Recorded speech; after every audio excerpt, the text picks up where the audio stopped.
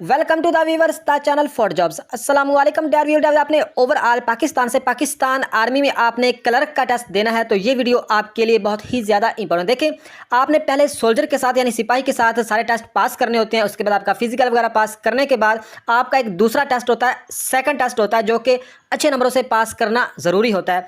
तो उसमें इंग्लिश के, जीके, इस्लामिक स्टडी या बेसिक मैथ इस तरह के क्वेश्चन भी आते हैं और साथ कंप्यूटर के क्वेश्चन भी आते हैं, यानी कंप्यूटर के बेसिक जो हार्डवेयर, सॉफ्टवेयर, शॉर्टकट कीज़ वगैरह या एमएस ऑफिस से जो बेसिक क्वेश्चन पूछते हैं। तो इस वीडियो से आप लोगों की जो कंप्यूटर की तैयारी है, यकीन करो इस वीडियो से तकरीबन ज़्यादा परसेंट इसी एक वीडियो से जो आप लोगों की कंप्यूटर की तैयारी होने लगी है। कोई भी क्वेश्चन आएगा इंशाल्लाह इसी वीडियो से ही आने के काफ़ी हद तक चांसेस हैं। तो इस वीडियो का बाकायदा आगाज़ करते हैं। द फादर ऑफ इंटरनेट, तो उसका नाम है वनट सरफ। वनट सरफ को द फादर ऑफ इंटरनेट कहा जाता है, यानी इंटरनेट को सबसे पहले किसने इंट्रोड्यूस किया था, उसका नाम है वनट सरफ। तो अगर यहीं पे बात करते चलें चार्ल्स बेबेज की, तो the father of computer Charles Babbage को कहा जाता है। The father of computer Charles Babbage को कहा जाता है। तो आप लोगों को यह भी बता दूं कि जो सबसे पहला कंप्यूटर था वो 1940 से लाकर 1956 के दुरानिया में, तकरीबन 16 साल के दुरानिया में पहला कंप्यूटर बना था। तो इसके बानी कौन है कंप्यूटर के, वो है चार्ल्स बेबेज। अगर बात करें, यहाँ पे लिखा हुआ है डेनिस रिची। तो डेनिस रिची ने दो अहम काम किए, एक तो कंप्यूटर साइंस लिखी है। डेनिस रिची को कंप्यूटर साइंस का बानी कहा जाता है, और C++ लैंग्वेज भी डेनिस रिची ने ही लिखी है। तो ये आप लोगों ने याद रखना है, डेनिस रिची ने कंप्यूटर साइंस लिखी, यानी कंप्यूटर साइंस के बानी, और C++ लैंग्वेज भी डेनिस रिची ने लिखी है। तो अगर बात करें एलन ट्यूरिंग की, तो एलन ट्यूरिंग को मॉडर्न कंप्यूटर, यानी जो जदीद अभी कंप्यूटर हैं, इनका बानी कहा जाता है एलन ट्यूरिंग को। एलन ट्यूरिंग ने साइंस भी लिखी है, लेकिन ये जो फेमस हैं ये मॉडर्न कंप्यूटर की वजह से मशहूर हैं। तो इन चीज़ों का आप लोगों को पता होना चाहिए। कंप्यूटर शॉर्टकट की आप सेलेक्ट ऑल, तो इसका राइट आंसर है Ctrl+A, यानी फोल्डर्स को या फाइल्स को या रिटन फॉर्म में जितना भी डेटा आप इकट्ठा सेलेक्ट करना चाहते हैं तो Ctrl+A का यूज़ किया जाता है। अगर बात करें Ctrl+Z की, तो अंडू के लिए Ctrl+Z इस्तेमाल होता है। अगर बात करें Ctrl+B की, तो बोल्ड के लिए Ctrl+B यूज होता है, बोल्ड के लिए। अगर बात करें Ctrl+Y की, तो रिपीट रीडू के लिए Ctrl+Y का यूज होता है, रिपीट रीडू के लिए Ctrl+Y का यूज होता है। नेक्स्ट क्वेश्चन है द शॉर्टकट की of selected word, cut selected word. तो कौन सी मतलब शॉर्टकट की है जो मतलब है कि कट के लिए यूज़ होती है MS वर्ड में, यानी सेलेक्टेड वर्ड को मतलब कट करने के लिए। तो इसका राइट आंसर है Ctrl+X। Ctrl+X को हम यूज़ करते हैं कट करने के लिए, यानी किसी फोल्डर को भी कट कर सकते हैं, MS वर्ड में, MS एक्सेल में, MS पावर पॉइंट में, सभी में ये इसका यूज़ होता है। और Ctrl+X है ये कट के लिए यूज़ होता है। तो अगर बात करें Ctrl+C की, तो ये कॉपी के लिए यूज़ होता है, Ctrl+C कॉपी के लिए यूज़ होता है। अगर बात करें Ctrl+W की, तो क्लोज के लिए Ctrl+W यूज़ होता है, क्लोज के लिए Ctrl+W यूज़ होता है। अगर बात करें Ctrl+E की, तो सेंटर के लिए Ctrl+E का यूज़ होता है, सेंटर के लिए Ctrl+E का यूज़ किया जाता है।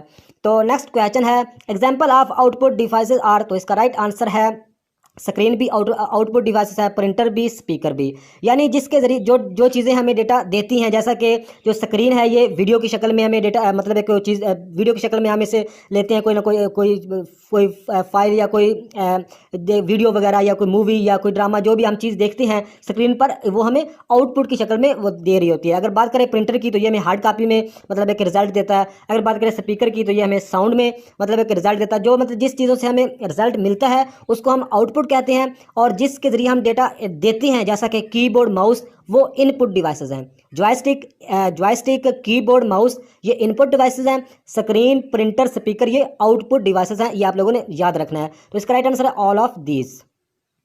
तो नेक्स्ट क्वेश्चन है RAM स्टैंड्स फॉर, तो इसका राइट आंसर है रैंडम एक्सेस मेमोरी, यानी RAM की फुल फॉर्म है रैंडम एक्सेस मेमोरी। RM की stands for random access memory. तो यहीं पे बात करते चलें CPU की, तो CPU की फुल फॉर्म है सेंट्रल प्रोसेसिंग यूनिट। CPU की फुल फॉर्म है सेंट्रल प्रोसेसिंग यूनिट। अगर बात करें CU की, तो इस CU की फुल फॉर्म है कंट्रोल यूनिट, CU की फुल फॉर्म है कंट्रोल यूनिट। अगर बात करें रीड ओनली मेमोरी की, तो ROM यानी ROM की फुल फॉर्म है read only memory. CPU central processing unit, CU control unit, और ROM रीड ओनली मेमोरी, और RM stand for random access memory.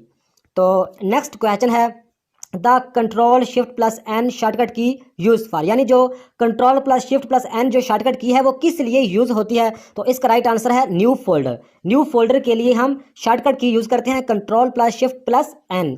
अगर बात करें सेव एज की, तो सेव एज की जो शॉर्टकट की है वो है F12। F12 यानी यहाँ पे लिख देता हूँ F12। F12 सेव एज की शॉर्टकट की है। अगर बात करें सेव की शॉर्टकट की, तो वो है control plus S. Control plus S से हम कोई भी चीज़ को सेव कर सकते हैं, कोई भी फाइल फोल्डर या कोई भी स्प्रेडशीट को हम सेव कर सकते हैं। अगर बात करें परमानेंट डिलीट की जो शॉर्टकट किया हुआ है shift plus delete. Shift plus delete से हम परमानेंट किसी भी फाइल फोल्डर को डिलीट कर सकते हैं, जो कि रिसाइकल बिन में नहीं जाएगा। पक्का पक्का मतलब है कि वो हमेशा के लिए वो सब कंप्यूटर से खत्म हो जाएगा, डिलीट हो जाएगा। तो परमानेंट डिलीट के लिए शिफ्ट प्लस डिलीट, तो ये आप लोगों ने याद रखनी है। तो नेक्स्ट क्वेश्चन है डीवीडी स्टैंड्स फॉर, यानी डीवीडी की फुल फॉर्म क्या है? तो डीवीडी की फुल फॉर्म है digital video disc. Digital disc DVD की फुल फॉर्म है। डीवीडी की फुल फॉर्म है डिजिटल वीडियो डिस्क। अगर बात करें एलसीडी की, तो एलसीडी की फुल फॉर्म है liquid crystal display. Liquid crystal display LCD की फुल फॉर्म है। अगर बात करें यूएसबी की फुल फॉर्म है यूनिवर्सल सीरियल बस। यूएसबी की फुल फॉर्म है यूनिवर्सल सीरियल बस। अगर बात करें वीजीए, तो वीजीए की फुल फॉर्म है video graphics array. Video graphics array. तो ये आप लोगों ने सारे याद रखने। जितने भी इस वीडियो में क्वेश्चन होंगे मोस्ट इंपॉर्टेंट, और मतलब है कि ये इस तरह के क्वेश्चन आपके टेस्ट में आने हैं। इसी एक वीडियो से आप लोगों की तैयारी 100% मुकम्मल हो जाएगी। किसी और जगह से पीडीएफ से या कोई और वीडियो से कोई भी तैयारी करने की ज़रूरत ही नहीं है। तो एलसीडी की full form liquid crystal display, USB की full form universal serial bus, और वीजीए की full form video graphics array. तो नेक्स्ट क्वेश्चन है choose the file extension for MS word. तो इस वाले में हमें यह बताना है कि जो एमएस वर्ड में फाइल एक्सटेंशन है तो वो क्या है? तो इसका राइट आंसर है A option DOC. DOC MS word की फाइल एक्सटेंशन है। तो ये बात आप लोगों ने ज़हन में रखनी है कि 1997 से लाकर 2003 तक तो डीओसी ही फाइल एक्सटेंशन है एमएस वर्ड की। लेकिन 2007, 2010, 2013, 2016 की अगर बात करें तो 7x को ऐड कर दिया गया। ये आप लोगों ने याद रखना है। तो अगर बात करें XLS, तो ये एमएस एक्सेल की मतलब एक फाइल एक्सटेंशन है एमएस एक्सेल की। तो XLS तो ये भी सेम 1997 से 2003 तक XLS ही है। लेकिन 2007 आगे 10, 13 या 16 की बात करें तो उसमें 7x को ऐड कर दिया गया है। इसी तरह अगर पावर पॉइंट की बात करें तो पीपीटी, यानी 1997 से 2003 तक पीपीटी, लेकिन 2007, 10, 13, 16 उसमें 7x को ऐड कर दिया गया। ये आप लोगों ने याद रखना है। वो 2003 या 1997 की भी पूछ सकते हैं, वो 2010 या इसके अलावा 2013, 16 की वो पूछ सकते हैं। तो बाकी 2007 से जितने भी आगे 2007 और इससे आगे जितनी भी लेटेस्ट मतलब एक एमएस ऑफिस के वर्जन आए हैं उसमें आप लोगों ने एक्स को लाजमी ऐड करना है। ये आप लोगों ने याद रखना, नहीं तो आपका क्वेश्चन गलत हो जाएगा। तो डी ऑप्शन पे ACCDB आपको नजर आ रहा होगा। तो ये एमएस एसएस की मतलब एक फाइल एक्सटेंशन है एमएस एसएस की। एमएस एसएस के बारे में इतने ज़्यादा क्वेश्चन नहीं पूछे जाते। इसके मतलब है कि एमएस एसएस में 2-3 तरह के क्वेश्चन, सिर्फ 2 या 3 क्वेश्चन पूछे जा सकते हैं, वो भी बामुश्किल। एक तो ये पूछा जा सकता है कि एमएस एसएस में क्या काम होता है? तो एमएस एसएस में टेबल के पर काम होता है, ये आप लोगों को पता होना चाहिए। और दूसरी एमएस एसएस की जो मतलब है कि फाइल एक्सटेंशन है वो है ACCDB। और एमएस एसएस एमएस ऑफिस का ही पार्ट है। एमएस ऑफिस में मतलब जो सबसे ज़्यादा यूज़ होता है वो एमएस वर्ड होता है, उसके अलावा एमएस एक्सेल होता है, तीसरे नंबर पर पावर पॉइंट और यूज़ होता है, और आगे मतलब है कि एमएस एसएस भी 1-2 और भी है, लेकिन वो ज़्यादा यूज़ नहीं होते। तो एमएस एसएस की जो फाइल एक्सटेंशन है वो है ACCDB।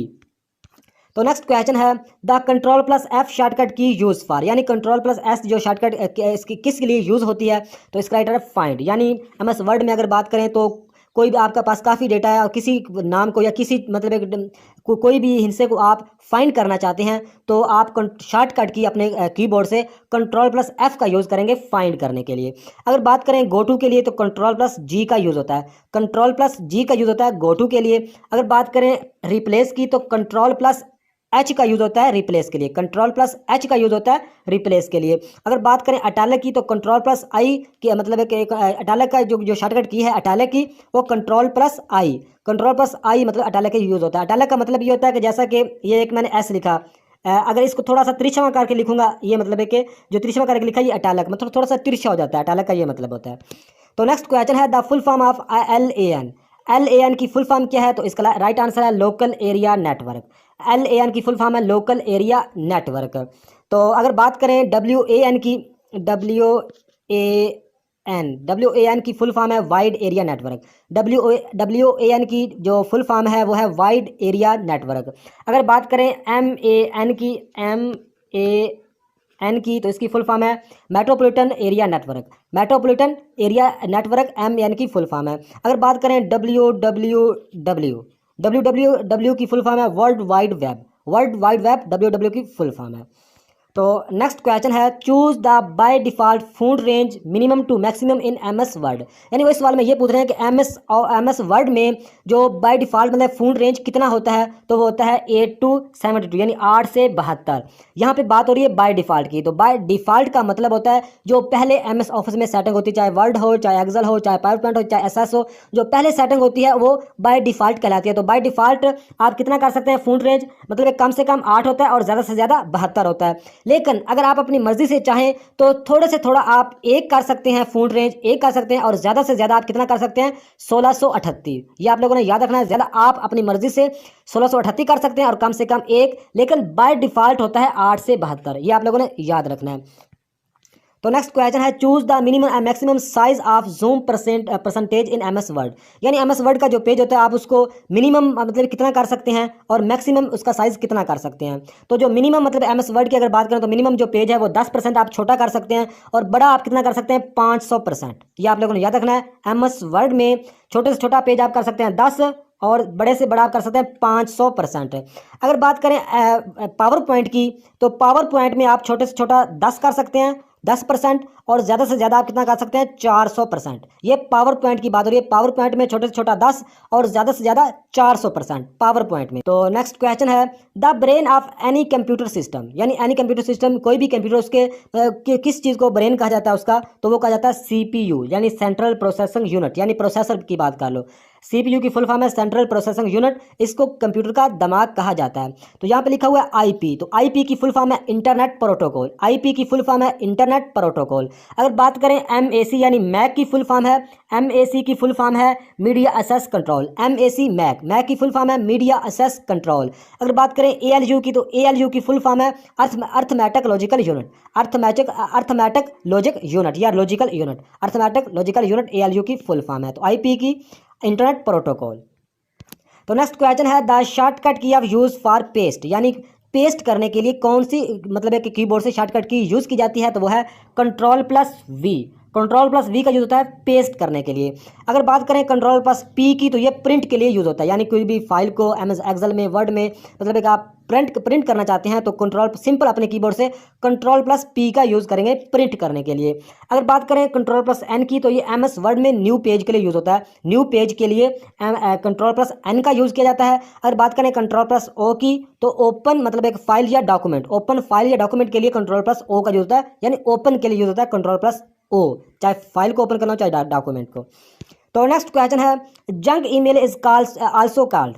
Junk email is also called, तो इसका राइट आंसर है स्पैम। इसका राइट आंसर है स्पैम। जंक जो ईमेल है उसको क्या कहलाती हैं, वो स्पैम कहलाती हैं। तो यहाँ पे लिखा हुआ है HTML, तो HTML की फुल फॉर्म है hyper text markup language. HTML की फुल फॉर्म है हाइपर टेक्स्ट मार्कअप लैंग्वेज। तो अगर बात करें HTTP की फुल फॉर्म तो इसकी है hyper text transfer protocol. Hyper text transfer protocol HTTP की फुल फॉर्म है।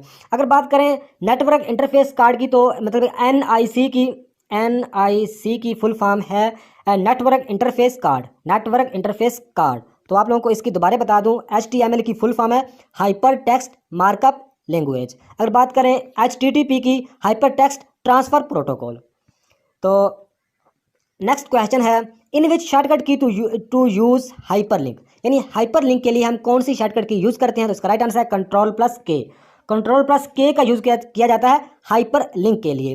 तो हाइपर लिंक का मतलब ये होता है कि किसी भी वेबसाइट के पेज को या फाइल के साथ फाइल को आप लिंक करना चाहते हैं तो हाइपर लिंक का यूज़ किया जाता है। तो इसकी शॉर्टकट की है Ctrl+K। अगर बात करें F1 की तो F1 हेल्प के लिए यूज़ होता है। F1 इस्तेमाल होता है हेल्प के लिए।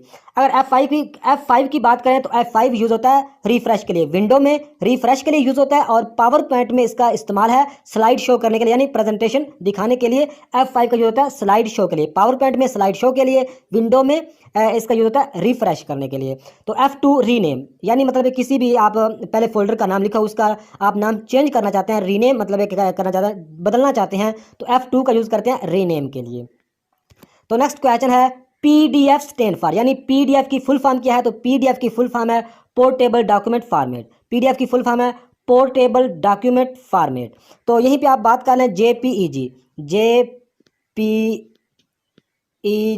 JPEG की फुल फॉर्म है joint photographic expert groups. JPEG की फुल फॉर्म है जॉइंट फोटोग्राफिक एक्सपर्ट ग्रुप। तो अगर बात करें DOS की, तो disc operating system, disc operating system. DOS की फुल फॉर्म है डिस्क ऑपरेटिंग सिस्टम। और ये DOS मतलब है कि सबसे शुरू में मतलब ये यूज मतलब है कि ये सबसे पहले जो सिस्टम आया था मतलब DOS, उसमें यूज DOS उसमें मतलब ऑपरेटिंग सिस्टम यूज़ हुआ था। तो DOS बहुत ओल्ड है मतलब वर्जन है। तो DOS की फुल फॉर्म है डिस्क ऑपरेटिंग सिस्टम। अगर बात करें DMA की, तो DAM की फुल फॉर्म है direct memory access. Direct memory access DAM की फुल फॉर्म है। DA नहीं है, DMA। JPEG की फुल फॉर्म है जॉइंट फोटोग्राफी एक्सपर्ट ग्रुप्स। अगर DM की फुल फॉर्म है डायरेक्ट मेमोरी एक्सेस। अगर DOS की फुल फॉर्म है डिस्क ऑपरेटिंग सिस्टम। तो ये जितने भी क्वेश्चन है मोस्ट इंपॉर्टेंट है। तो नेक्स्ट क्वेश्चन है in Excel software very formula started with, यानी मतलब एवरी फार्मूला स्टार्टेड विद, यानी MS एक्सेल में कोई भी फार्मूला आप स्टार्ट करना चाहते हैं तो सबसे पहले आप इक्वल का यूज़ करते हैं। ये आप लोगों ने अपने ज़हन में बिठा लेना है। इक्वल के बगैर MS एक्सेल में कोई भी फार्मूला स्टार्ट नहीं होता। तो ये जो साइन है ये कॉलन का साइन है, ये ज़रब का साइन है, और ये डॉलर साइन का साइन है। तो नेक्स्ट क्वेश्चन है shortcut to quit MS Word, MS PowerPoint, MS Excel, यानी आप शॉर्टकट में मतलब एक MS ऑफिस के किसी भी मतलब पावर पॉइंट को, एक्सेल को या वर्ड को आप क्लोज करना चाहते हैं, बंद करना चाहते हैं, तो हम कौन सी शॉर्टकट की यूज़ करेंगे? तो उसका राइट आंसर है Alt+F4। Alt+4 से हम MS वर्ड को भी बंद कर सकते हैं, पावर पॉइंट को भी, एक्सेल को भी, Alt+F4। अगर बात करें Shift+F3 की, तो ये चेंज केस के लिए यूज होता है MS वर्ड में। MS वर्ड में चेंज केस के लिए यूज होता है Shift+F3। ये बात आप लोगों ने याद रखनी है, MS वर्ड में ये चेंज केस के लिए यूज होता है, एक्सेल में तो इसका इस्तेमाल कोई और होगा। MS वर्ड में चेंज केस के लिए Shift+F3 का यूज़ करते हैं। तो Ctrl+J का यूज़ करते हैं जस्टिफाई के लिए, Ctrl+J जस्टिफाई, और F5 रिफ्रेश। और पावर पॉइंट में इसका जो यूज़ है वो है स्लाइड शो यानी प्रेजेंटेशन चलाने के लिए। नेक्स्ट क्वेश्चन है KB स्टैंड फॉर, यानी KB की फुल फॉर्म क्या है? तो KB की फुल फॉर्म है kilobyte. KB stand for kilobyte. अगर MB की बात करें तो megabyte, MB megabyte, TB terabyte. अगर बाइट की बात करें तो 8 बिट, मतलब है कि बिट आपको लिख कर दिखा देता हूँ। बिट ये होता है बिट, मतलब है कि 8 बिट हूँ तो 1 बाइट बनती है। ये आप लोगों ने अपने ज़हन में रखना है, 8 बिट हूँ तो 1 बाइट बनती है। मेमोरी की अगर मतलब है कि बात करें 8 बिट से 1 बाइट बनती है, ये भी आप लोगों ने याद रखना है। तो नेक्स्ट क्वेश्चन है पोर्टेबल एंड लैंडस्केप आर, यानी जो पोर्टेबल एंड लैंडस्केप आर ये क्या है? तो ये एक पेज ओरिएंटेशन है। पेज ओरिएंटेशन है पोर्ट्रेट एंड लैंडस्केप, यानी मतलब है कि लैंडस्केप ये पेज, ये जो पेज है ये इसको लैंडस्केप बोलते हैं।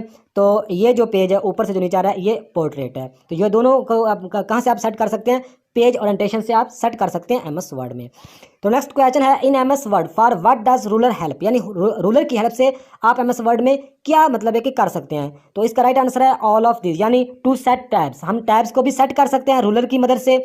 हम टू सेट इंडेंट्स, हम इंडेंट्स को भी सेट कर सकते हैं। टू चेंज पेज मार्जिन, यानी पेज मार्जिन को सेट करने के लिए हम रूलर का इस्तेमाल कर सकते हैं। तो इसका राइट आंसर है ऑल ऑफ अबव, यानी टैब्स को भी सेट कर सकते हैं, इंडेंट्स को भी, और पेज मार्जिन्स को भी। तो ऑल ऑफ द अबव इसका राइट आंसर है। नेक्स्ट क्वेश्चन है a character that is raised and smaller above the base line is known as.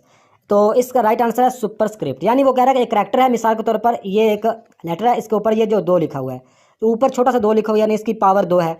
तो ये जो ऊपर है इसको क्या कहते हैं? इसको कहते हैं सुपरस्क्रिप्ट। ये क्या कहलाएगा? सुपरस्क्रिप्ट कहलाएगा। ये आप लोगों ने याद रखना है। और इस सुपरस्क्रिप्ट की शॉर्टकट की है Ctrl+Shift+N, Ctrl+Shift+Equal, Ctrl+Shift+Equal सुपरस्क्रिप्ट की शॉर्टकट की है। और सुपरस्क्रिप्ट आप लोगों को बता चुका हूँ कि ऊपर मतलब है कि N की 2, C की 2 या जो भी ऊपर ताकत आप लगाना चाहते हैं तो वह आप क्या यूज़ करेंगे? सुपरस्क्रिप्ट। और सुपरस्क्रिप्ट की शॉर्टकट की है Ctrl+Shift+Equal। तो यहीं पर आप लोगों को बता दूँ, अगर मिसाल के तौर पर आप नीचे कोई ताकत लगाना चाहते हैं तो आप यूज़ करेंगे सबस्क्रिप्ट का। सबस्क्रिप्ट का आप यूज़ करेंगे और उसकी शॉर्टकट की है Ctrl+ control plus equal, simple control plus equal से आप नीचे मतलब है कि मतलब नीचे आप ताकत लगा सकते हैं। तो उम्मीद है कि ये सवाल आप लोगों का क्लियर हो गया होगा। नेक्स्ट क्वेश्चन है what is the motion path, what is the motion path in Microsoft PowerPoint, यानी माइक्रोसॉफ्ट पावर पॉइंट में MS पावर पॉइंट में मोशन पाथ का क्या काम है? तो C option right, items on a slide, यानी स्लाइड पर आइटम्स को मूव करने के लिए मतलब एक जो मेथड यूज़ करते हैं वो मोशन पाथ कहलाता है। तो MS जो पावर पॉइंट है इसमें यही ज़्यादा काम होता है, मूविंग के करने, मूविंग चीज़ें होती हैं, या मतलब कि प्रेजेंटेशन को दिखाने के लिए सभी चीज़ें यूज़ होती हैं। तो मोशन पाथ क्या है? मोशन पाथ है a method of moving items on a slide. तो नेक्स्ट क्वेश्चन है you can detect spelling and grammar errors by, तो इसका राइट आंसर है press F7, simple press F7 से आप डिटेक्ट कर सकते हैं स्पेलिंग एंड ग्रामर एरर्स को, यानी ग्रामर एरर्स मतलब स्पेलिंग की कोई गलती हो या ग्रामर की, तो वो चेक करने के लिए F7 का यूज़ करते हैं, ये आप लोगों ने याद रखना है। तो नेक्स्ट क्वेश्चन है what is the default number of lines to drop for drop cap, तो इसका राइट आंसर है 3। तो ड्रॉप कैप के बारे में आप लोगों को पता होना चाहिए। मिसाल के तौर आप लोगों ने न्यूज़पेपर पर अक्सर देखा होगा कि एक लफ्ज़ बड़ा लिखा, जैसा कि ये ए बड़ा लिखा हुआ है, आगे 1 लाइन 2 लाइन 3 लाइन, बाकी से नीचे वो पैरा स्टार्ट हो रहा है। ये जो बड़ा हरफ है इसको हम ड्रॉप कैप कहते हैं। तो इसमें इस सवाल में वो ये कह रहे हैं कि जो डिफ़ॉल्ट नंबर ऑफ लाइन मतलब बाय डिफ़ॉल्ट जो सेटिंग होती है वो कितनी लाइनों की होती है? तो वो 3 लाइनों की होती है बाय डिफ़ॉल्ट, लेकिन आप अपनी मर्ज़ी से 10 लाइनों की सेटिंग भी कर सकते हैं, अपनी मर्ज़ी से 10 की लाइनों की भी सेटिंग कर सकते हैं, यानी 10 लाइन इतना बड़ा कर सकते हैं, लेकिन बाय डिफ़ॉल्ट 3 होती है। तो उम्मीद है कि ड्रॉप कैप के बारे में आप लोगों को पता चल गया होगा। तो मिनिमम कितनी आप कर सकते हैं? डिफ़ॉल्ट कितना है? 3, और ज़्यादा से ज़्यादा आप कितना कर सकते हैं? 10। नेक्स्ट क्वेश्चन है collection of characters numbers and symbols, तो इसका राइट आंसर है डेटा, मतलब है कि जो करैक्टर्स को नंबर्स को एंड सिम्बल्स को हम मतलब है कि ये सारा क्या कहलाता है? ये डेटा कहलाता है, मतलब कि ये इसको हम क्या बोलते हैं? ये डेटा कहते हैं इसको। नेक्स्ट क्वेश्चन है which file is responsible to start MS word, तो इसका राइट आंसर है winword.exe।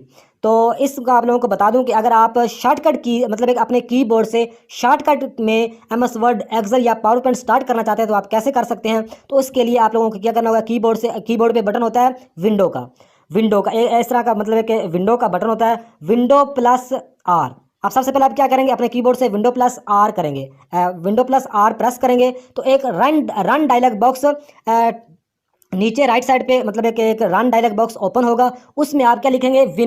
विनवर्ड लिखेंगे MS वर्ड के लिए, winword.exe लिखें या ना लिखें, लेकिन विनवर्ड लिखने से ही MS वर्ड को आप लिखने के बाद एंटर करेंगे तो आपका जो MS वर्ड है शॉर्टकट में कीबोर्ड से स्टार्ट हो जाएगा। अगर आप चाहते हैं कि आप MS एक्सेल को रन करना चाहते हैं तो MS एक्सेल के लिए भी सिंपल आप विंडो प्लस R का ही यूज़ करेंगे। तो R का यूज़ करेंगे, रन डायलॉग बॉक्स ओपन होगा, उसमें आप एक्सेल लिखेंगे, सिंपल एक्सेल, और कुछ भी नहीं लिखना है, EXCEL सिंपल एक्सेल लिखेंगे और एंटर करेंगे तो आपका जो एक्सेल है वो स्टार्ट हो जाएगा। अगर आप लिखना चाहते हैं पावर पॉइंट को तो आप सिंपल क्या करेंगे? विंडो प्लस R करना, आप यही काम ये सेम करना है, window plus R, run dialogue box open होगा, आप क्या लिखेंगे? अगर पावर पॉइंट को आप रन करना चाहते हैं यानी चलाना चाहते हैं तो क्या करेंगे आप? Power PNT, POWER power PNT, ये आप लोगों ने याद रखना है, पावर PNT लिखेंगे तो आप विंडो प्लस R करेंगे, रन डायलॉग बॉक्स ओपन होगा, उसमें पावर PNT लिखेंगे तो आपका पावर पॉइंट ओपन हो जाएगा। तो ये आप लोगों ने याद रखना है। तो नेक्स्ट क्वेश्चन है dash computers also called personal computer, यानी कौन से कंप्यूटर को हम पर्सनल कंप्यूटर कहते हैं? तो C option right, microcomputer को हम पर्सनल कंप्यूटर कहते हैं, माइक्रो कंप्यूटर को हम पर्सनल कंप्यूटर कहते हैं। तो नेक्स्ट क्वेश्चन है shortcut key to open font dialog box, open font dialog box के लिए MS वर्ड में कौन सी की शॉर्टकट की यूज़ करते हैं? तो Ctrl+D का यूज़ करते हैं, Ctrl+D का यूज़ करते हैं ओपन फोन डायलॉग बॉक्स के लिए। तो नेक्स्ट क्वेश्चन है प्रेस F8 की फॉर 3 टाइम्स सेलेक्ट, तो इसका राइट आंसर है सेंटेंस। तो इस सवाल को आप लोगों ने थोड़ा सा समझना है कि यहाँ पे लिखा हुआ F8 को आप प्रेस करते हैं 3 टाइम तो एक सेंटेंस सेलेक्ट होता है। अगर आप F8 को एक दफ़ा सिर्फ आप प्रेस करते हैं अपने कीबोर्ड से तो एक लेटर यानी एक हरफ सेलेक्ट होगा। अगर आप 2 दफ़ा F8 को प्रेस करते हैं अपने कीबोर्ड से तो एक वर्ड मतलब कि सेलेक्ट होगा। अगर आप 3 दफ़ा F8 को प्रेस करते हैं तो आप क्या करेंगे? 3 दफ़ा एक सेंटेंस मतलब कि सेलेक्ट हो जाएगा। अगर आप 4 दफ़ा F8 को सेलेक्ट करते हैं तो क्या होगा? एक पैराग्राफ सेलेक्ट हो जाएगा। अगर आप 5 दफ़ा करते हैं तो इंटायर डॉक्यूमेंट यानी आपके डॉक्यूमेंट चाहे 200-300 पेज का है, सभी मतलब एक पेज सेलेक्ट हो जाएंगे F8 को 5 दफ़ा सेलेक्ट करने से। उम्मीद है कि ये क्वेश्चन भी क्लियर हो गया होगा। तो नेक्स्ट क्वेश्चन है वाईफाई स्टैंड्स फॉर, यानी वाईफाई की फुल फॉर्म क्या है? तो वाईफाई की फुल फॉर्म है wireless Fidelity. Wireless Fidelity wifi की फुल फॉर्म है। वाईफाई की फुल फॉर्म है वायरलेस फिडेलिटी। तो अगर जीमेल की फुल फॉर्म पूछी जाए तो जीमेल की फुल फॉर्म है गूगल मेल। जीमेल की फुल फॉर्म है गूगल मेल। अगर ईमेल की पूछी जाए तो इलेक्ट्रॉनिक मेल। ये आप लोगों ने याद रखना। नेक्स्ट क्वेश्चन है विच of the following is not a binary number? तो इसका राइट आंसर है 202। तो आप लोगों को बताता चलूँ कि जो बाइनरी नंबर या बाइनरी डिजिट होता है तो ये 0 और 1 में काम करता है। 0 1, 0 और 1, 0 एंड 1 नहीं, 0 और 1 में बाइनरी मतलब एक नंबर होते हैं। ये आप लोगों ने याद रखना है। बाइनरी जो डिजिट है यानी जो कंप्यूटर की जो असल ज़बान है वो है 0 और 1, यानी बाइनरी डिजिट में कंप्यूटर की असल ज़बान है। तो बाइनरी जो नंबर होते हैं वो 0 और 1, 0 और 1। Next question the CPU and memory are located on, यानी जो सीपीयू यानी सेंट्रल प्रोसेसिंग यूनिट और मेमोरी कहाँ पे होते हैं? तो ये मदरबोर्ड में होते हैं। मदरबोर्ड में ये लगे होते हैं। B option right, motherboard. Which of the following are input devices? तो आप लोगों को पहले ही बता चुका हूँ, कीबोर्ड, माउस, कार्ड रीडर या जॉयस्टिक, ये सारे मतलब इनपुट डिवाइसेस हैं। इनपुट का मतलब होता है जिसके जरिए हम डेटा देते हैं, जिसके जरिए हम लेते हैं कुछ, तो वो आउटपुट कहलाता है। तो नेक्स्ट क्वेश्चन है first page of website is term, यानी जो वेबसाइट का जो पहला पेज होता है उसको क्या कहते हैं? उसको होम पेज कहते हैं। वेबसाइट के पहले पेज को होम पेज कहते हैं। तो नेक्स्ट क्वेश्चन है ए कंप्यूटर के not boot it does not have the, तो इसका राइट आंसर ऑपरेटिंग सिस्टम, यानी हम ऑपरेटिंग सिस्टम में विंडो सबसे अहम चीज़ है। तो जब तक हम अपने कंप्यूटर आप अपने कंप्यूटर में विंडो इंस्टॉल नहीं करेंगे तो आपका कंप्यूटर बूट नहीं करेगा, मतलब है कि चलेगा नहीं।